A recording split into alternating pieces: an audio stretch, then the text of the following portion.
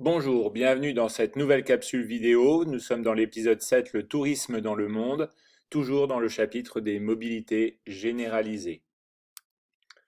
Nous abordons un grand 3, une mobilité particulière, le tourisme, et un grand A, une mobilité qui s'universalise, avec un petit 1, le tourisme en pleine croissance.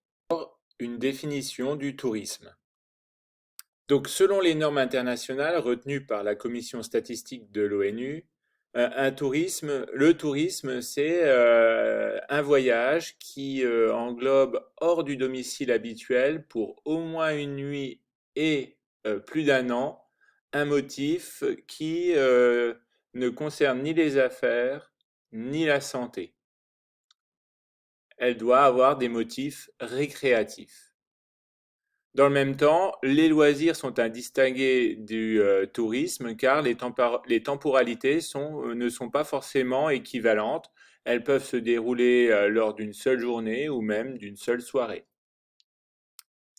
Le tourisme s'est démocratisé, c'est-à-dire qu'il touche une plus grande part de la population car son prix, son coût et son accès est devenu plus facile.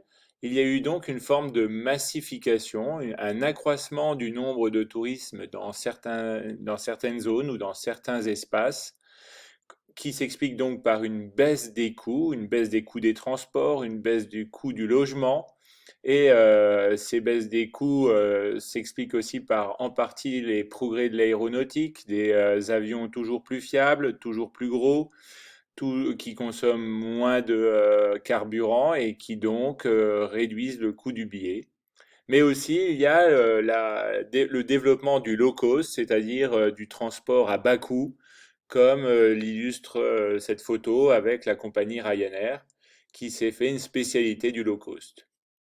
Il y a aussi une réduction des obstacles au déplacement, avec une dérégulation, avec un franchissement des frontières bien plus facile qu'auparavant.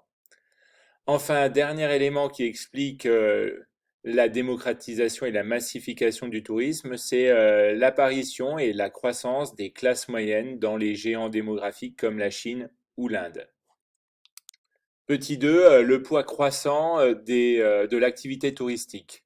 Le tourisme en 2018-2019 représentait un peu plus de 2200 milliards de dollars de chiffre d'affaires. Et il employait dans le monde près de 110 millions de personnes.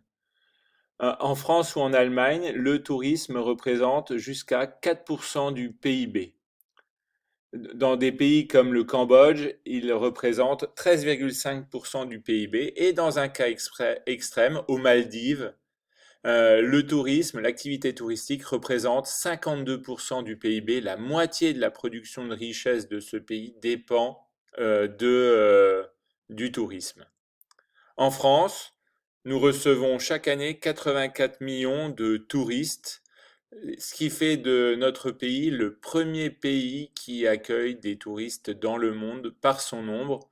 Nous sommes un peu moins bien classés par la réalisation du chiffre d'affaires qui nous place très souvent dans la troisième ou quatrième position. Plus largement au niveau mondial, donc 1,5 milliard d'arrivées de touristes internationaux, ce qui ne veut pas dire qu'il y a 1,5 milliard de personnes qui se sont déplacées. Plusieurs personnes ont pu faire une personne a pu faire plusieurs voyages durant la même année. Ça représente une augmentation de 4% par rapport à 2018 pour l'année 2019. Et c'est en moyenne 4 millions de touristes qui arrivaient par jour dans les différentes régions du monde. La première région touristique, c'est l'Europe, avec près de la moitié des arrivées de touristes, suit ensuite les Amériques et l'Asie-Pacifique.